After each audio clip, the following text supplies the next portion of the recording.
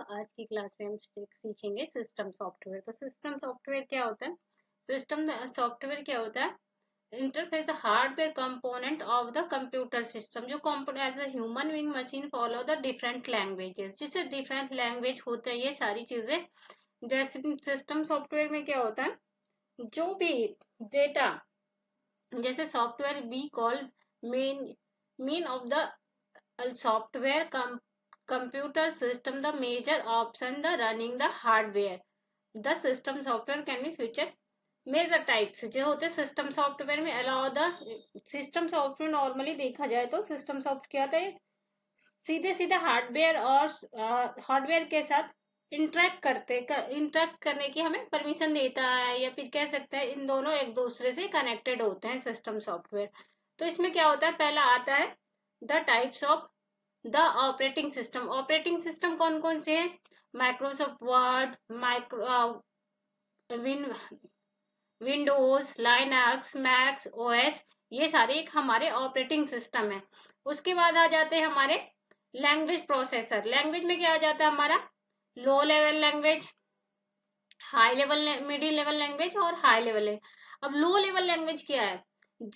Low level language क्या है? Low level language एक मशीनी लैंग्वेज है, जो हमारी लैंग्वेज को नहीं, वो अपनी लैंग्वेज को जैसे हम कुछ भी इंस्ट्रक्शन देते हो तो बाइनरी के फॉर्म में समझता है। जैसे मशीनी लैंग्वेज 0 और 1, जो भी हम इंस्ट्रक्शन देते हैं वो बाइनरी लैंग्वेज में समझता है, वो अपनी लैंग्वेज में चेंज करके बाइनरी लैंग्वेज में कन्वर्ट करके हमें आंसर देता है। स्टैंडिंग फॉर 0 और 1 दे आर टोटली मशीनी डिपेंड ऑन लैंग्वेज। जो मशीन लैंग्वेज हमारी लैंग्वेज को नहीं समझता कभी भी सिस्टम या प्रोग्राम, वो अपनी लैंग्वेज में कन्वर्ट करता है, उसके बाद हमें आंसर देता है। उसके बाद मिडिल लेवल लैंग्वेज जो होता है वो असेंबली लैंग्वेज होता है। हाई लेवल लैंग्वेज जो हमारा सिमिलर ह्यूमन लैंग्वेज जैसे सी प्लस प्लस, जावा, कोबोल, फ्रंट, ये सब बेसिक जो लैंग्वेज होते हैं ये सारे किस में आ जाते हैं, हमारे हाई लेवल लैंग्वेज में। पाइथन, ये सारे हमारे हाई लेवल लैंग्वेज। उसके बाद असेंबली क्या करता है, assembly language process use the assemble language into the मशीनी लैंग्वेज। असेंबली लैंग्वेज हम कोड दे रहे हैं, असेंबल कर रहा है मशीनी लैंग्वेज में।